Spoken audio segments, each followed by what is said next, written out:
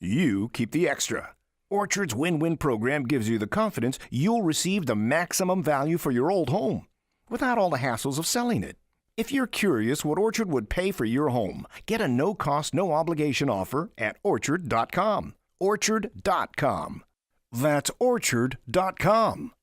Everyone knows that Pluckers is not only the best place for chicken wings in Austin, but also the best place to watch football. When USA Today names you one of the top 10 wing restaurants in America, you tend to be very busy. Our friends at Pluckers understand that no one wants to wait in line to get a table, so download the Pluckers Club app and virtually save your place in line. Prefer to eat Pluckers at your home? Pluckers offers online ordering for pickup and delivery through DoorDash. Visit Pluckers.com for details. You know what they say at Pluckers? If you don't like our wings, we'll give you the bird. There's a welcome addition to the neighborhood, Kroger's Grocery Delivery Pros. They bring the crunchiest apples and the tastiest meats so you can feast at great prices without missing a beat of your busy day. And it's all guaranteed fresh from our refrigerated trucks. Order the fresh and we'll take care of the rest. Order your groceries online. Kroger, fresh for everyone. As a Boost member, get free next-day grocery delivery, double fuel points, and more.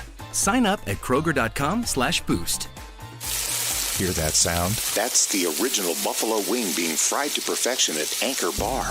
They invented the wing in 1964, and they're still the best in the game. Anchor Bar wings are made the real way, with fresh, never-frozen chicken. They're tender and juicy on the inside, crispy on the outside, hand-tossed in any of their 23 award-winning flavors. Anchor Bar is the place to go for real wings, cold beer, and watching all the games on 50-plus TVs. Anchor Bar, real buffalo wings. Real Texans are genius. Bud Light salutes you, Mr. Unnecessarily Big Pickup Owner. Oh, so big. Some people drive trucks, but you drive a pickup that generates its own gravitational pull. At 3 million. Where did you park? Oh, yeah, that spot and most of that spot. Is that even legal? Yes, you're brewed in Texas, and so is your Bud Light. Enjoy responsibly. Texas Edition Bud Light beer cans. Anheuser-Busch, Houston, Texas.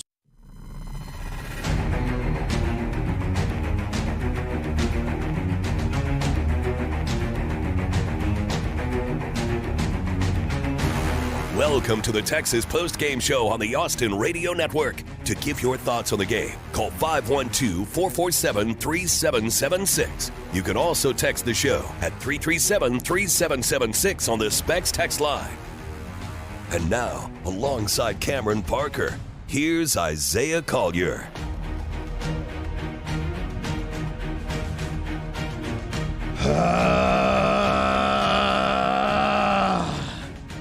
What's cracking, everybody? Welcome to the Longhorn Post-Game Show.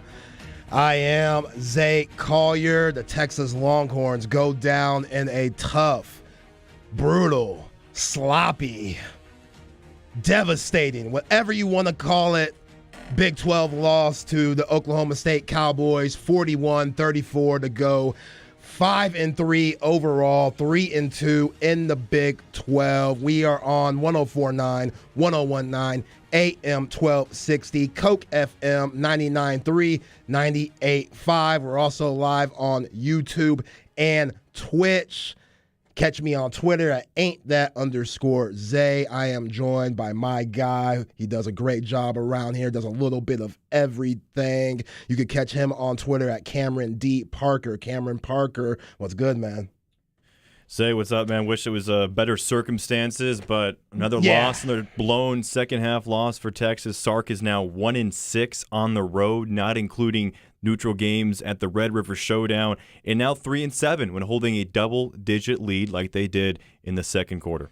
Yeah, I don't like those stats, Cam. Don't like those stats one bit, but we knew that going in, and we knew it was going to be a tough one. And behind the glass, I am joined by my guy who also busts his ass over here at the Horn, Corey Guidry. You could catch him on Twitter at KG Talks Ball. And yeah, Cam, I'm with you, man. It's just, here we go again. Deja vu. Another lead that you have. You're up 31-17 at one point. And You just can't get it done in the second half. 3 points only, and you just go look at the stats. The stats are just they're mind-boggling. You look at Quinn Ewers, the worst game that he's had as a Longhorn. His first true road test is, in a way, first game he's played 4 full quarters since he was in high school, and he had a brutal 19 for 49, 319 yards throwing, 2 touchdowns and 3 very costing interceptions. And yeah, you look at the third down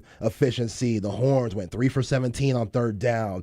Oklahoma State 8 for 19. And then the worst of all, the penalties. I don't even know how the hell this happens. I don't know. Has this ever even happened before where a team has 14 penalties counted for 119 yards total, and then the opposing side has donut? 0. They make 0 mistakes. They were a perfect. Mike Gundy's team was perfect. No holdings, no pass interference calls, no roughing the passers, all of these things. And like, again, that you know, the referees didn't lose the game for the Longhorns. I know that for a fact. We're going to get to all the, different ways that the Longhorns lost this game, but that doesn't make much sense to me, Cam, because we all know you could call holding on dadgum every play in football. But the fact that the Horns, which a lot were their fault, yes, but the Cowboys didn't make any mistakes, I find that very hard to believe, Cam. Yeah, 2 things on the penalties. So 12 of the 14 penalties I think were well-deserved for Texas. The offsides, the false starts, all of that actually happened. There was 2 penalties, though. The Deshaun Jameson pass interference in the third quarter, that was weak. And then the holding on Christian Jones on Quinn Ewers' big run that was going to put Texas near midfield, also a weak call. On Oklahoma State's side,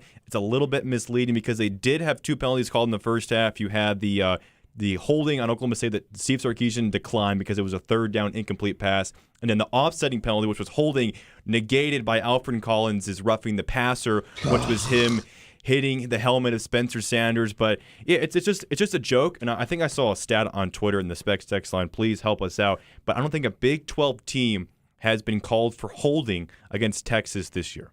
Yeah, it's brutal, and it's the perfect week for a bye. This is the worst thing you could have going into a bye week, and that's with a big-time loss, and loss that you had the game well in hand. And this goes back to the coaching staff. Cam, you went back and you just named that all the stats that Steve Sarkisian has, all his road records and whatnot. Here's another game where you have control. Bijan Robinson, he looks like he gets going. He finally breaks out for a long run. We've been waiting for that. Roschon Johnson, he breaks out for a long run. But we knew coming into this game, the win was going to be a factor. We knew that Oklahoma State, the fans were going to be a factor. They talked about on ABC how Boone Pickens Stadium is so close, you're so tight. And if you're not prepared for that, and it completely felt like that throughout the game, there's so many like just confusing moments with the wide receivers and Quinn Ewers where Xavier Worthy and Jordan Whittington, they were putting their hands up like, what the hell? Like, Quinn, what are you doing?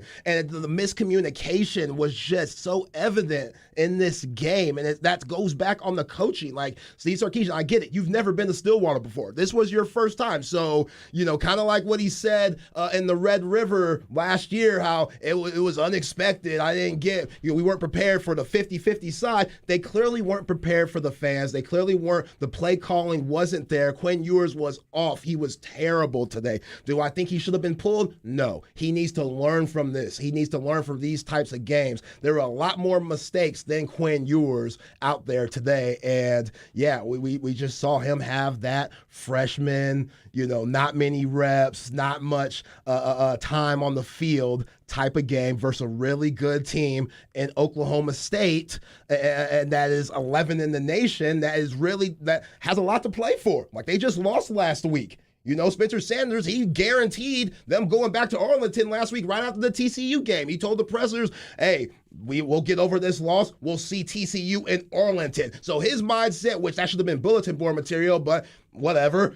In his mindset, he's like, okay, we're just going to run through Texas. And yeah, once he started utilizing his legs, it seemed like Mike Gundy didn't want to really make some certain play calls for Spencer Sanders to utilize his legs because he was, I think he was worried about that shoulder. Once Spencer Sanders said, F it, ball game. The Horns couldn't touch him. The defense started getting sloppy. Now we got to worry about Anthony Cook. He has a broken arm, according to my man Joe Cook on Twitter. He said he has a broken arm. That's not good. He's one of the only guys that really likes to hit on the team. I saw Jalen Gilbo go out the game. He got hurt. We saw Ryan Watts. He would go in and out the game. So it's just so much that you got to look at about this game. And it's brutal that the Horns, who were up a big part of this game, didn't come out with it. But let's get to this legal ID for 1 sec.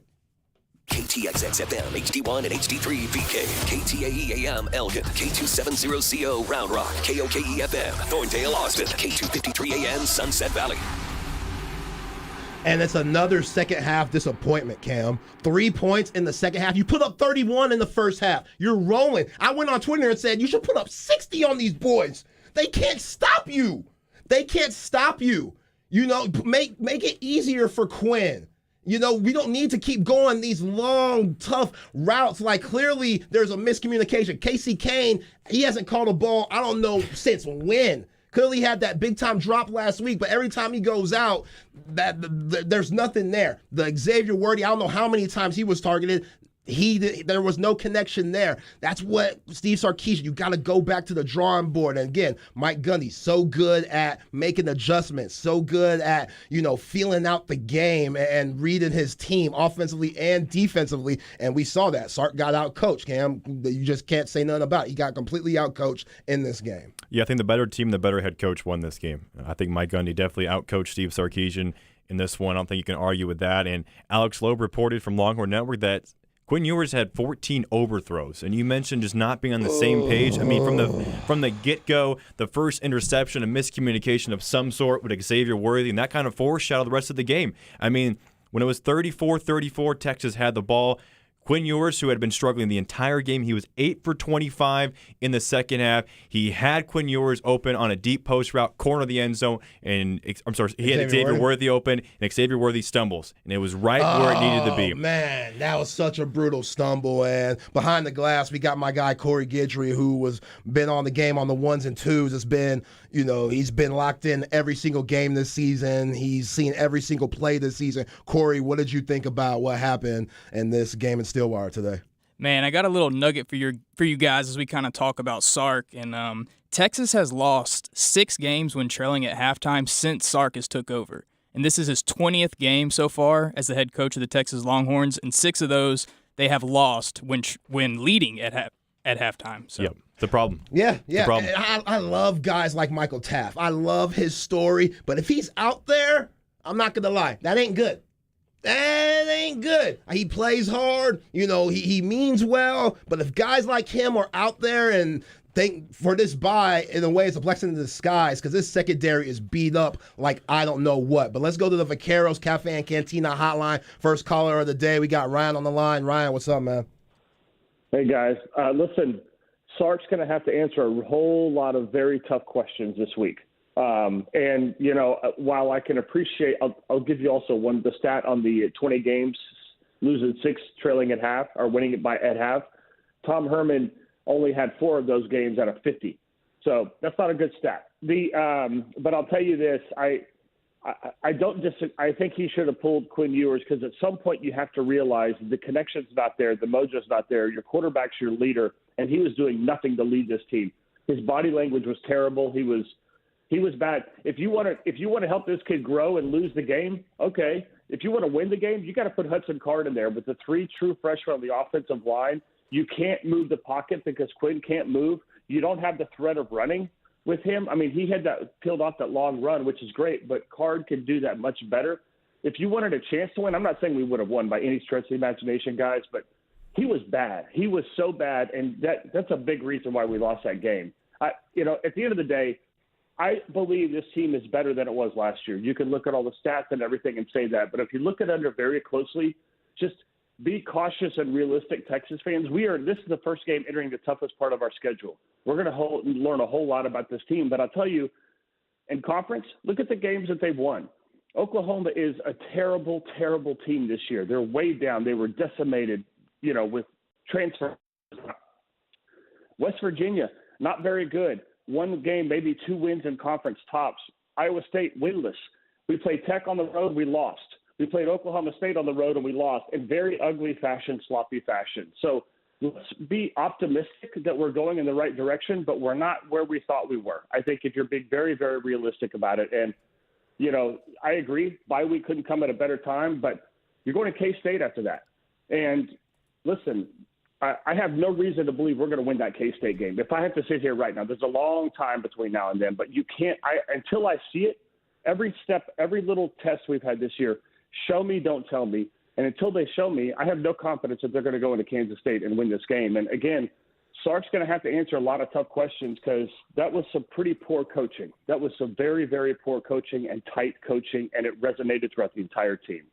Thanks, Ryan. Thanks, Ryan. We really appreciate that, man. Going back to the Quinn Ewers benching thing, I think Dabo Swinney kind of got everybody twisted today. Dabo Swinney, he benched his starter, DJU, and put in. He benched him, and he put in Cade Klubnik, the Westlake Chaparral, the 5-star quarterback, and completely different situation. You were up in this game. You were winning. You put up 31 points in the first half with Quinn Ewers being the quarterback. Like, when Mike Gundy makes adjustments in the second half, you have to make adjustments to his adjustments. I get one of them in y'all's mind, some of you people out there, is putting Hudson Card in the game. But I don't think that's the way to go. I still think Quinn Ewers gives you the best opportunity out there. We have to put all the penalties into play, all the injuries. The reason why there are 4 freshmen out there is because didn't Hayden Connor get hurt? I think he got benched. I believe he got just taken out bench. I don't know if he got injured or not. I'm not sure. Either way, I haven't heard anything in the postgame about him getting injured or not. Either way, there was clearly a live going on. In the secondary, that's not Quinn's fault. The defense is not being able to stop anybody in the second half. That's not Quinn's fault. Like, you're up, you're winning. You go in the halftime. What's the score? 34-24, so you're still, in a way, controlling the game. I don't think benching Quinn Ewers is the answer, especially not now. That would make a whole mess of problems that you would have through the rest of the season. I thought the win was a huge factor in that game. I thought the fact it was Quinn Ewers' first game. Yeah, I don't think he deserved to be benched. Did he play good?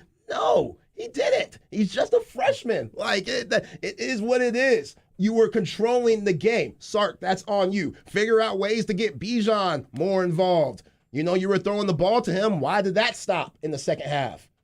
Why did it stop you moving the ball? Guys started making plays on the defensive end for Oklahoma State. Hell, Trace Ford, he wrecked the whole entire game in the second half. Number 94 for Oklahoma State, defensive end, he wrecked the entire game in the second half. Did you see what he did to Christian Jones? Mm-hmm. Oh, my God.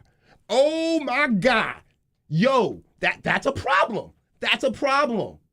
You know what I'm saying? It's just the wide receivers that dropped by JT Sayers at the end of the game. Like, it was just like a domino effect of bad things that happened. You look at the penalties, man, you just can't excuse that. They got to get back to the drawing board. They got to make certain things happen. Let's go back to the Vaqueros Cafe and Cantina hotline. We got Dwayne on the line. Dwayne, what's good? Hey, how you doing? We're good. What's up? Hey, I'm saying I'm relieved because I'm going to have to hear the hype that a freshman who played no games, who's the best quarterback in the Big 12, the dude was way under 50%, threw 3 interceptions. He should have been replaced by a guy who was a proven starter, who started last year and who was way more experienced going on the road and in the system. He should have been replaced. And Sarkisian, if you look at his record, he's been able to coach at 3 very good college programs, Washington, USC, and the University of Texas. The dude is the offensive version of Will Muschamp. He's a great assistant coach, a great coordinator, but he is not a great head coach. That's all I want to say. Y'all out y'all's rabbit ass mind. I'm sorry. I appreciate you, Dwayne. I appreciate you, bro. Let's bench Arch Manning when he comes in, right? Let's just do that, huh? You know what I'm saying? How about this weekend? Whenever Aaron Rodgers is playing bad, let's bench him. You know what I'm saying? Let's start benching all these great guys who have great arm talents and not allow them to work through mistakes, not allow them to get better. I get it. I want to win too. I get it.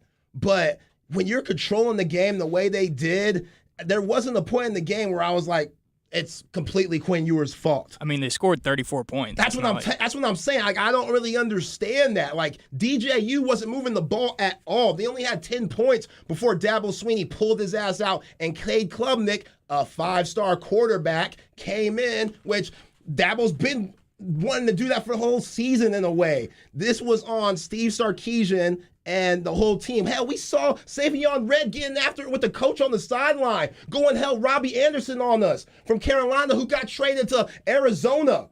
There's issues. There's clearly issues. That's not a good sign. I'm Savion Red. I haven't really seen him all season long. Why the hell you mad, bro? At this point in the game, where are we at? You know what I'm saying? Like that. It's just. Bert Auburn missed another kick. Like, what? There's so many things that we can look at, you know, that it's just not on Quinn Ewers. Yes, the 9 for 14 stands out, but he, you know, there was no feel for the game where I was like, yo, Hudson Card, him coming into the game is going to benefit us for not only this game, but for the rest of the season. Now, think about the rest of the season. Think about what that says to Quinn. You know what I'm saying? Think about what that means for his morale and stuff. And I get, we want to win. I understand that. But you're building something more. You know what I'm saying? Like, you're building something more. And then Steve Sarkisian knows that it's on him to put Quinn, Bijan, Roshan, Xavier Worthy, Jay Witt in the right situations. Maybe you shouldn't go long all the time. Maybe you shouldn't be throwing it deep all the time. Maybe you have to keep mixing it up. You know what I'm saying? I feel like in the second half, it went back to what we saw at Texas Tech. Just really conservative play calling, Cam. This is where I push back on those saying Card should have came in. This was Quinn Ewers' first road test, right? It's his first true road game. I'm not going to count the Red River Showdown because that's half Texas, half Oklahoma, right? For DJU and for him getting pulled in the second half, rather, he's been a starter for 2 years. He's played for 3 seasons now, so he's had his moments where he hasn't played well. He deserved to be benched in that game, and Cade Klubnik deserved the shot. Quinn Ewers did not deserve to be pulled. I know he did not play well in that second half or throughout the entire game. But this is his first time he's really played this bad before. He's going to have to work through the growing pains, right? And Steve Sarkisian knows that. And for Texas fans, if you want Quinn Ewers to be the quarterback going forward, he's going to have to play a bad game. It's going to happen. All quarterbacks are not going to have the Kyler Murray where they win every single freaking college football game and high school game in their entire life, right? He's going to have a bad moment. He didn't look good. It could be the wind. It could be the fingernail that came off, his finger that he was talking about. It could have been Xavier Worthy not running the right route, having a couple drops. It's going to happen. I think you got to stick with Quinn Ewers. Now, if it's Kansas State and TCU and he still is playing this bad, he's throwing 3 picks, then we can have that conversation. But this is the first road game of Quinn Ewers' college career. How many games has he played total? That's what I'm saying. Like, he didn't play. He was hurt. And I think Hudson Card spoiled us in a way. His 5th game at UT. Yeah, Hudson Card spoiled us. Hudson Card definitely overperformed in those games that he was the starting quarterback. But let's not be dumb now. Let's not get back to where we were thinking. Some of y'all out there, some of you fools out there at one point in time thought that Vince Young should have been moved to wide receiver. Y'all thought I forgot that. I ain't forget that. So we know this fan base could be a little, lost. Overreactionary. Yeah, overreactionary. Exactly. But one of the big-time critical moments in the game, which was Ryan Watts' big-time interception for the defensive Viking fence play of the game. Play action pass thrown toward the end zone, and the pass, I believe, was intercepted. Picked off in the end zone. Intercepted. The Longhorns come away with it, and it's Ryan Watts who picked it off. Interception in the end zone. First down. It is an interception. And Ryan Watts picks it off. The Longhorns stop the drive. It was intended for Stephon Johnson. Yeah, that's it. That's the Viking fence. Yeah, that's the Viking fans defensive player of the game. That's all you're going to find. So, hey, we're going to take a quick break. We will be back. I'm joined by Cameron Parker. I'm joined by Corey Guidry. I am Zay Collier. This is the Longhorn Postgame Show. The Longhorns take a brutal L to the Oklahoma State Cowboys, 41-34 to go, 5-3 total, 3-2 in the Big 12. This is The Horn, 104.9, 101.9, AM 1260, Coke FM 99.3, 98.5, or on YouTube and Twitch. We'll be back. Since 1977, Factory Mattress has been a locally owned family business, giving customers a great night's sleep at an unbeatable price. With decades of experience, a lower price guarantee on all the top brands, including Tempur-Pedic, and the advanced science of our Right Fit technology, Factory Mattress treats Texans right. Come experience the difference shopping local can make at Factory Mattress. Premium brands, lowest prices. Sleep on it. My Factory Mattress.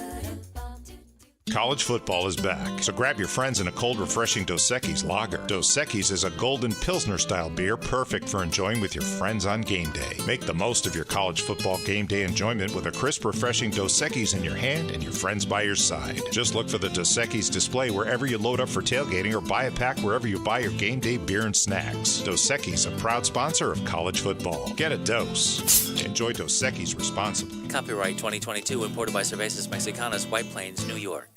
Texas. When you choose Medicare Advantage from United Healthcare, you're with a plan chosen by more people. Medicare Advantage plans from United Healthcare give you more for your Medicare dollar. Get great benefits like $0 copays on covered prescriptions, $0 copays on primary care visits, dental, vision, and hearing coverage, and more. Call United Healthcare at 1-888-CALL-UHC. That's 1-888-CALL-UHC. Benefits, features, and/or devices vary by plan and area. Limitations and exclusions apply. Based on June 2022 CMS enrollment data.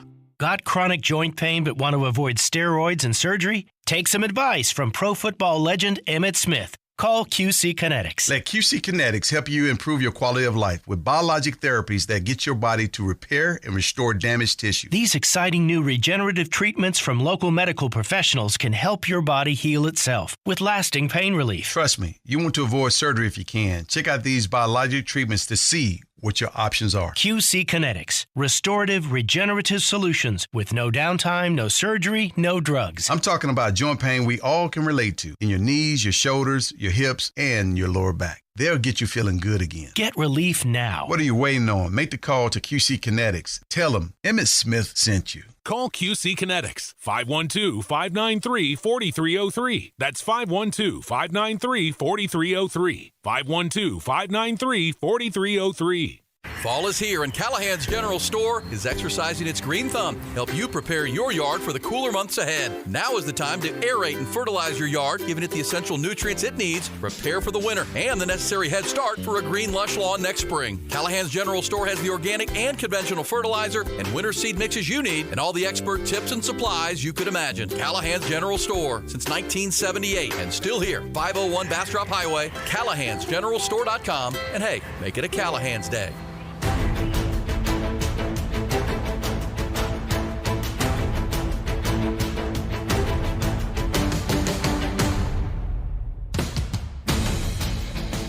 The Texas Postgame Show on the Austin Radio Network.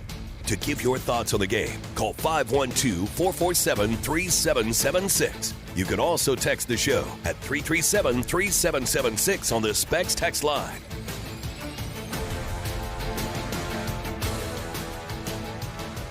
Welcome back to the Longhorn Postgame Show. The Longhorns take an L to the Oklahoma State Cowboys, 41-34. Hit us up on the Vaqueros Cafe and Cantina hotline for your comments, 512-447-3776, or the Specs text line, 512-337-3776. I'm joined by Cameron Parker. You can find him on Twitter at Cameron D. Parker. I'm also joined by Corey Guidry behind the glass. You can find him on Twitter at KG Talks Ball. I am Zay Collier. Find me on Twitter at @ain't_that_Zay.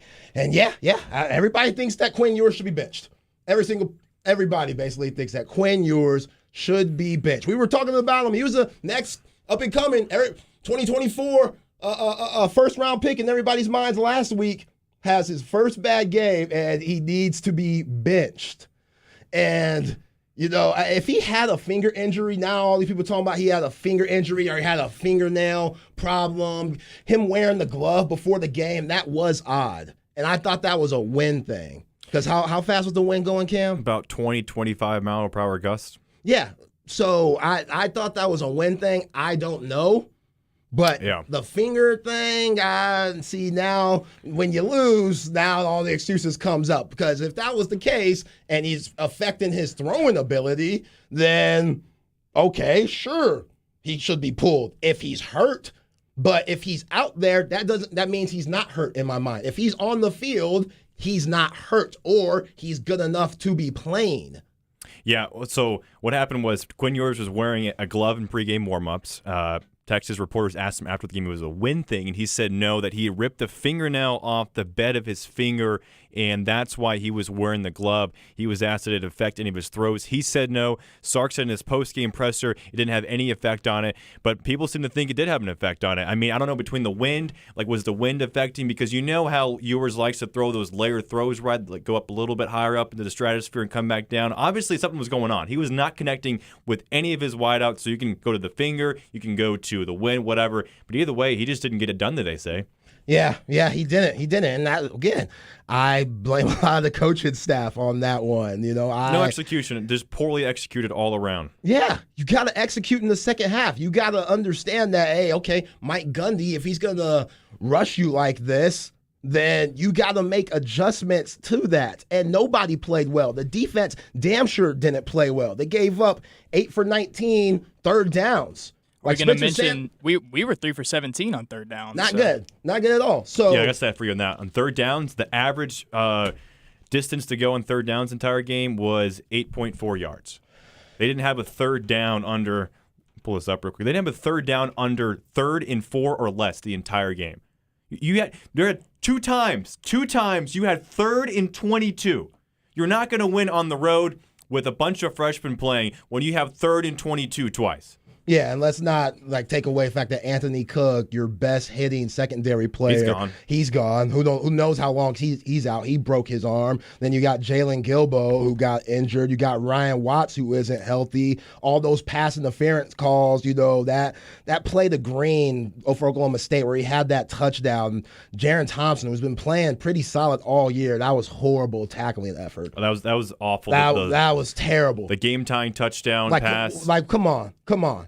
We can't have that happen. Some 2021 type stuff. Yeah, and they're exhausted. Yep. They've been on the field for 90-something plays. So in a way, they're exhausted. But you gotta figure out ways to get off the field. Like Spencer Sanders, it wasn't like he was Joe Montana either. He went 35 for 58. So, what are we? Or 35 or 34 for 57. They had somebody else make a throw back to him on an awful play. But yeah, you had your opportunities to make plays, you just didn't. So let's go to the Vaqueros Cafe Cantina hotline. We got Corey on. Corey, what's good? Hey, what's up, gentlemen? Listen, real quick. I think the first caller kind of stole my thunder, but the bottom line is, I think as a head coach, you have to have a feel for the game. And it's not that Quinn, we all saw Quinn, he struggled. It's not that he struggled, it's how he struggled. And sometimes, as a basketball guy, sometimes your best shooter's not always going to – if he's 1 for 11 or 1 for 12, sometimes you have to move things around. The bottom line is you have to put somebody in the ball game that can give you a little spark. And Quinn wasn't doing that. He wasn't just missing passes. He was missing them poorly. Wind, thumbnail, he crapped in his pants. Whatever the situation is, the young man's going to learn that sometimes if you want to be a true competitor at that level, sometimes you get replaced. And he's going to be a stud here, bottom line. The problem is that Sark has got to have a feel for the game, i.e., in the second half, he doesn't make transitions very well. He didn't do it last year. He's on pace to do that again. You have to give yourself a better chance to win. We're not talking about benching Quinn.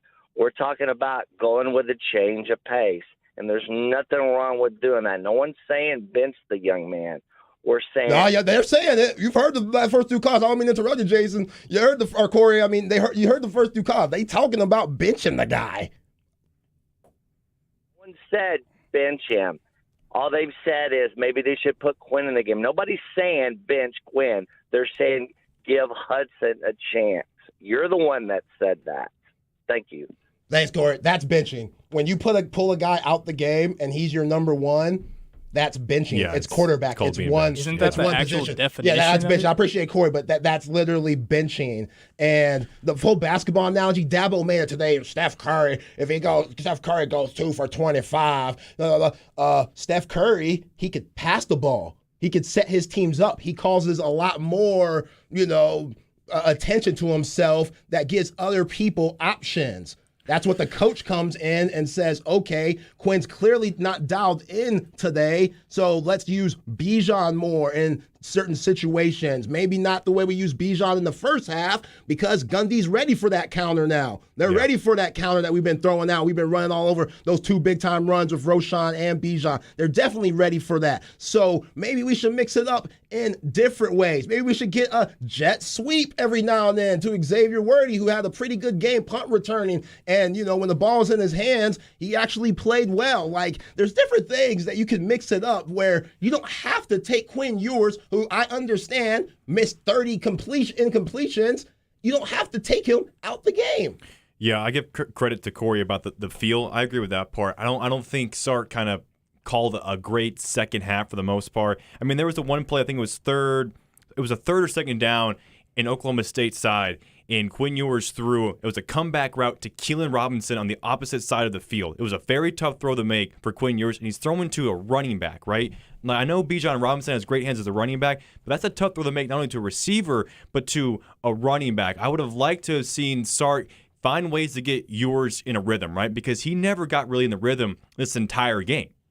No, but he still had 2 touchdowns. But those touchdowns were made after the catch, right? Right. Bijan Robinson was a 41-yard touchdown. Yeah, but why? That was why out of the backfield. Yeah. But why did stuff like that stop? Exactly. That's what I'm saying. You got to find ways to get Ewers more comfortable and make him have easy throws to make to your playmakers like Bijan or Keelan, whoever, instead of dropping down, trying to throw it down the field when you obviously have not been on the same page with any of your wideouts the entire day. And this is another reason why, the Quinn Ewers benching thing doesn't make much sense to me, because we've seen Steve Sarkisian muck up a lot of times by just not being able to adjust to the adjuster, not being able to, okay, we have good control of this game, we're leading this game, we got in a good, decent rhythm in the first half. They're going to make adjustments. Mike Gundy, he's known to do that in the second half. How are you going to come back from that?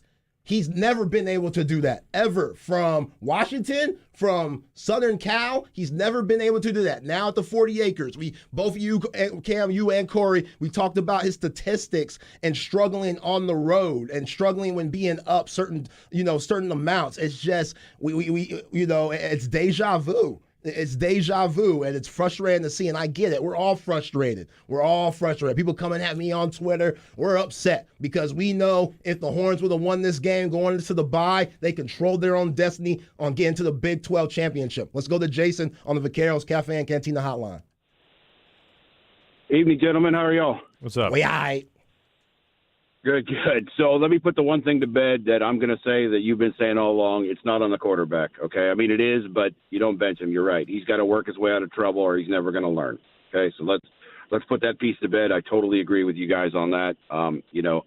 The Horn fan base is a little reactionary for sure. So, let's make Vince Young a wide receiver back in 2003 when he was struggling. Yeah. Let's just do that. That would have been a good decision, right? You know what I'm saying?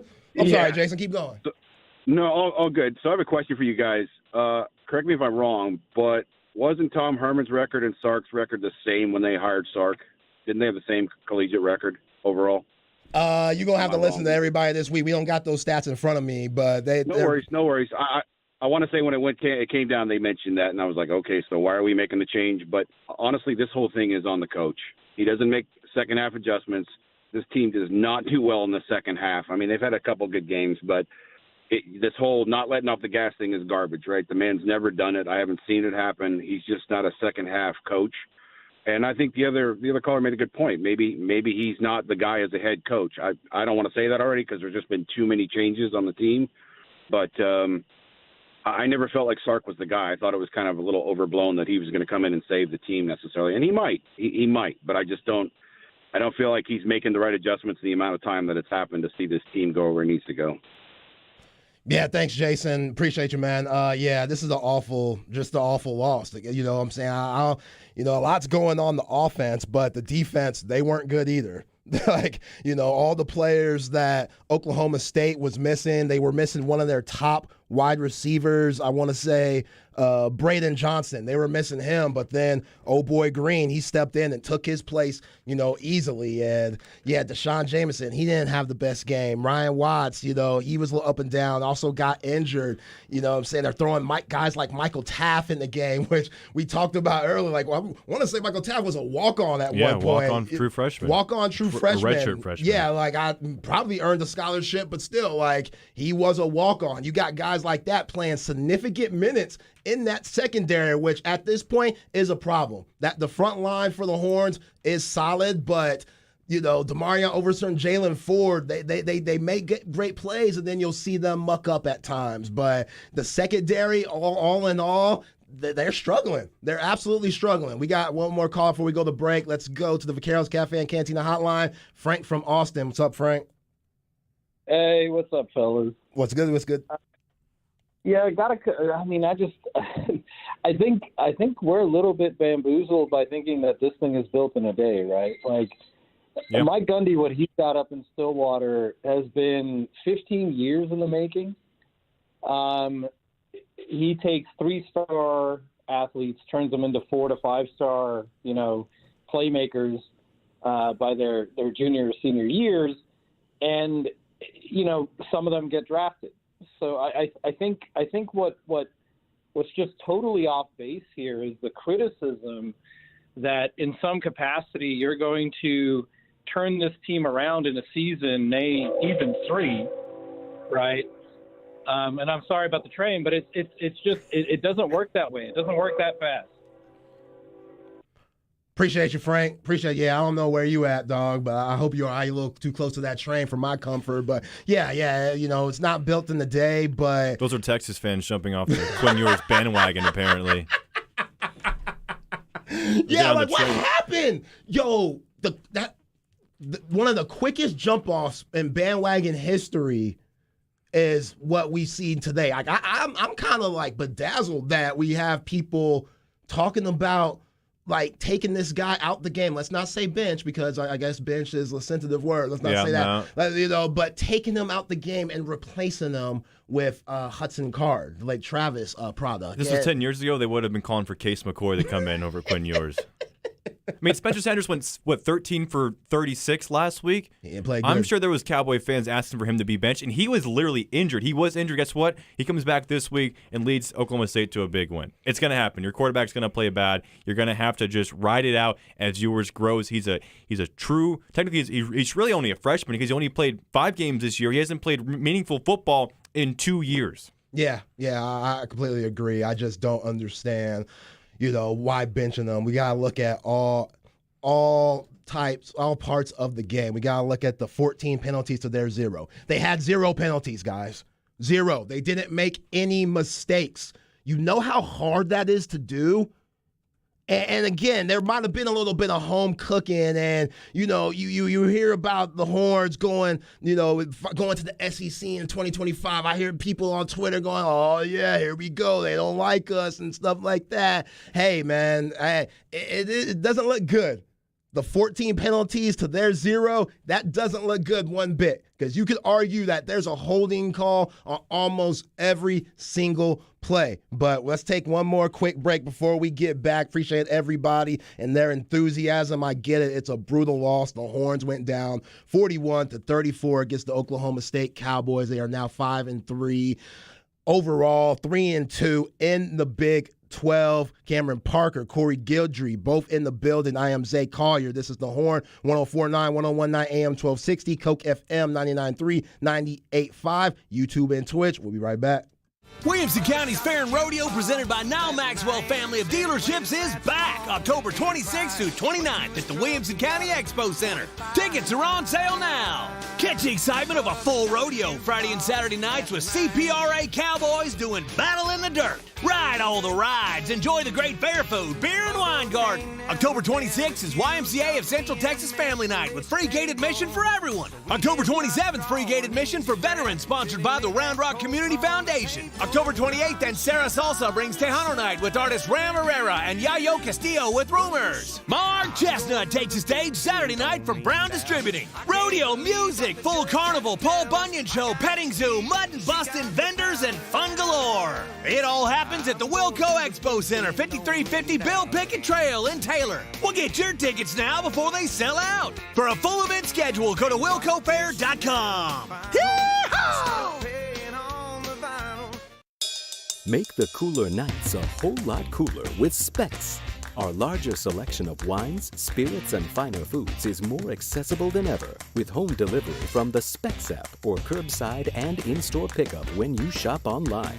Come see why Specs was recently voted Houston's best place to buy wine, beer, and liquor by the Houston Chronicle readers. And see for yourself why we say, at Specs, the fun starts here. Shout! Cheers to savings! Football season is back, and when I think of football, I think of Pluckers. You can dine in at one of Pluckers' 7 Austin area locations, or if you don't feel like leaving the house, Pluckers has some of the best takeout in the game. You can also order Pluckers on DoorDash, so you never have to miss a minute of the game or get off your couch. Visit Pluckers.com and place your online order for pickup or place a delivery through DoorDash. You know what they say at Pluckers? If you don't like our wings, we'll give you the bird.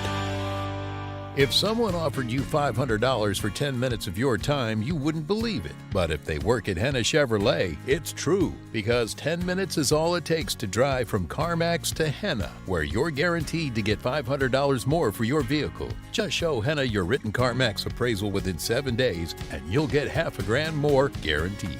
So come get your money at HennaChevyAustin.com. Henna Chevrolet, we'll always stand by you. Find new roads. At Henna Chevrolet, the price we agree on is the exact price you'll pay.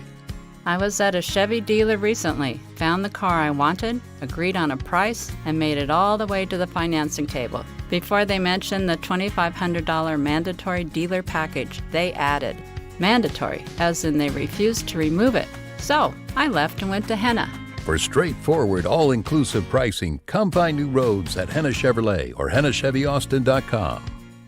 2022 is the year for that diamond upgrade. Time to go from a 1 carat to a 2 carat, or a 2 carat up to a 4 or 5 carat. It's true, going bigger is in, but that doesn't mean you have to overpay or compromise on quality. Diamonds Direct is your best destination for large, unique, and rare diamonds. These are exquisite, hand-picked precious diamonds from 2 carats to 20 carats, in all shapes, independently graded by the GIA. These diamonds have all been chosen for maximum brilliance. Best part, Diamonds Direct's stunning large diamonds are sourced from the best ethical diamond cutters around the globe, purchased exclusively for our showroom, and free from any broker or middleman upcharges. This means you can go bigger with the confidence that you're getting the highest quality at the best possible price nationwide. You see, at Diamonds Direct, we're more than just another jewelry store. We're the nation's true diamond experts with unrivaled selection, uncompromising standards, and unbeatable value.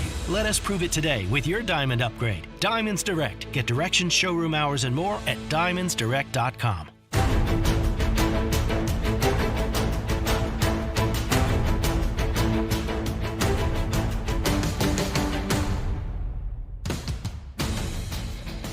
The Texas Postgame Show on the Austin Radio Network. To give your thoughts on the game, call 512-447-3776. You can also text the show at 337-3776 on the Specs text line. Welcome back to the Longhorn Postgame Show. I am Zay Collier. Find me on Twitter, @that_Zay. Joined by Cameron Parker. Find him on Twitter at Cameron D. Parker. Corey Guidry behind the glass. Find him on Twitter at KG Talks Ball. And the Horns go down 41-34. We got a special guest on the Vaqueros Cafe Cantita hotline. You could hear him every day during the week from 3 to 7 with Rod Babers on Ball Don't Lie. Mike Harge, what's up, dog? What's up, Mike? What up, fellas? What's up, man? Speak your mind, man. You clearly got something to say. If you calling in Been on blowing your our phones up. on your off day, how you feeling about this loss that the Horns took today? Wait, well, first off, I never have an off day, just like everybody else in there, man. We on the grind. Oh yeah, you were on the grind this morning. My bad. You're right. That's right. That's what we do, though. That's how we do it. That's why we here, baby. I just wanted to say I've been listening to you guys, and first off, you guys have done a great job, and I love the passion and the energy about this not controversial loss, but straight up loss, and that's what it is. And when you look at this team and you say, hey, what happened? Where can we point the fingers? And a lot of this hinges on what Sark has done as a play caller and his history of not being able to put up points in the second half.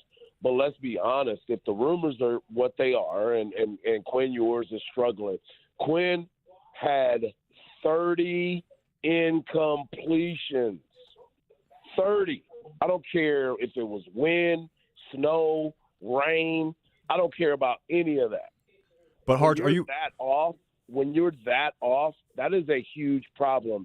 So, look, I played the quarterback position before, not at this level, and not number one player coming out of high school. I don't care that this is his second game where he's played the whole entire game. There was obviously something not right with him.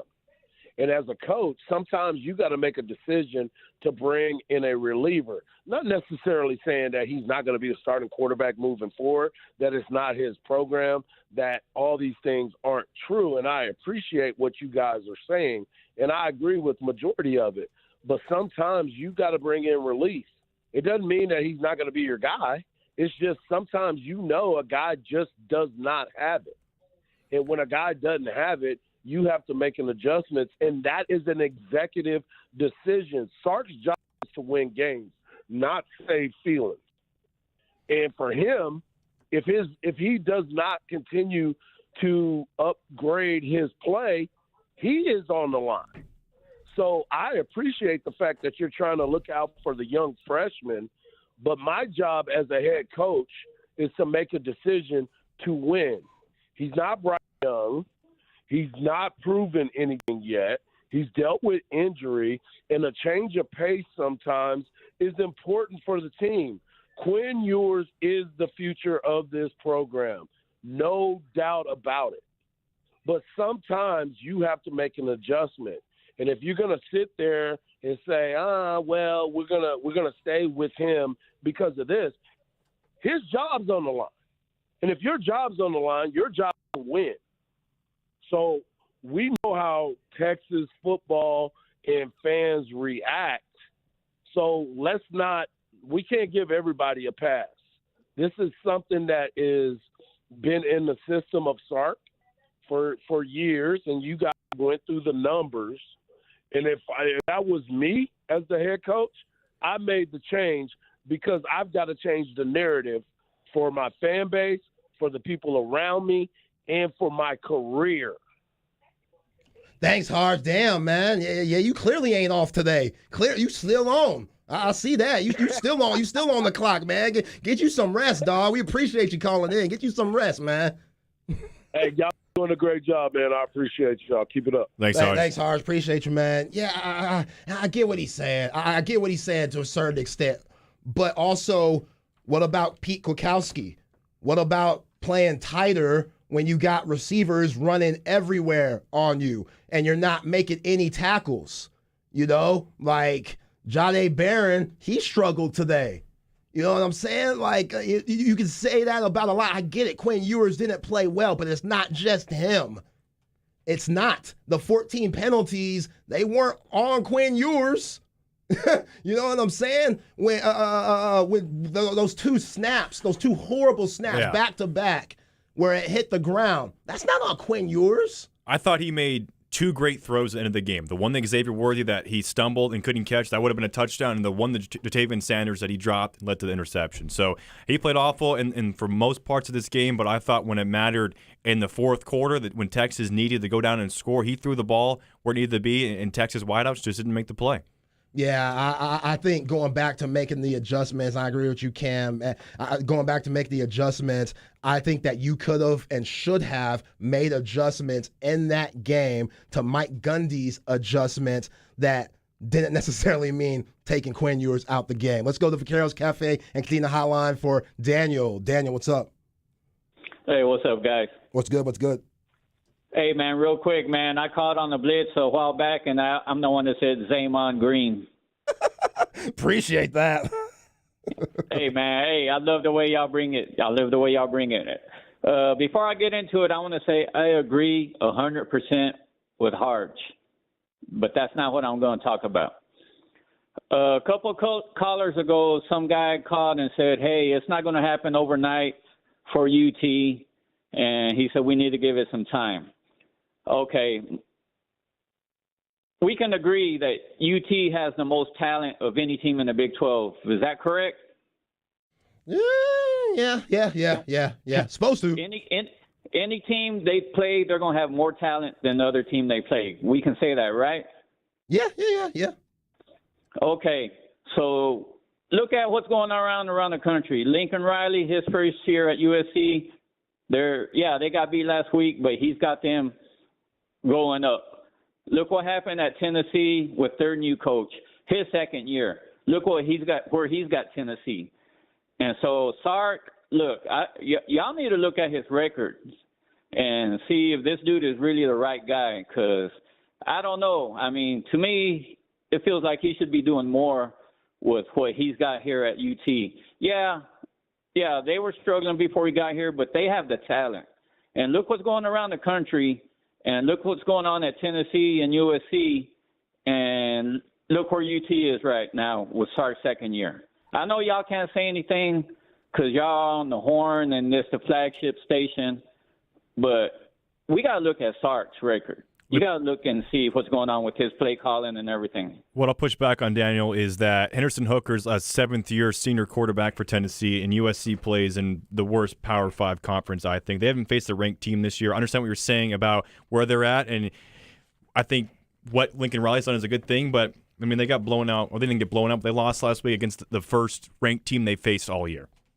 Yeah, and you also faced a pretty good Oklahoma State team today that's ranked 11 in the nation and still has Big 12 title hopes. 12-2 last year. Yeah, 12-2 last year. I get it. Their defensive coordinator went it to Ohio State, but they brought in a pretty good dude. And, yeah, Mike Gundy, he's one of the best coaches in all college football. We know that. And Steve Sarkisian still has a lot to prove. And this is another bad game for Steve Sarkisian that we're all going to remember. That is clear. We all know that. But, hey, everybody has their own opinion. I feel everybody's enthusiasm on things. You're going to catch all the shows talking about this brutal loss basically for the next 2 weeks because the Horns have a bye, which is rough. B&E got you from 6 to 10. Light the Tower, Craig and Jeff got you from 10 to noon. Chad and Zay, that's me, got you from noon to 3. And then Harge, who you just heard with Rod Babers, Patrick Davis on Ball Don't Lie, finish it off. We'll be talking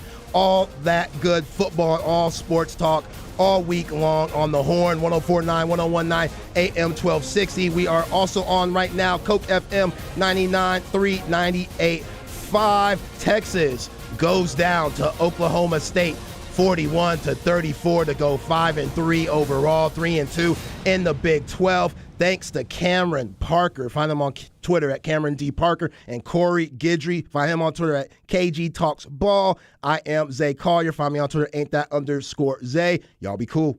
It's Aaron Hogan, and Bud Light is proud to announce they are the official domestic beer of the Texas Longhorns, the Texas Exes, and the Red River Showdown. Be on the lookout for the new limited edition Longhorn cans and bottles wherever you buy beer. The beautiful burnt orange Bud Light will also be available at DKR, so grab one while you cheer on your Longhorns this football season. Bud Light is brewed in Texas since 1982. It's made for Texans by Texans. And be on the lookout for the Bud Light wherever you buy beer and that beautiful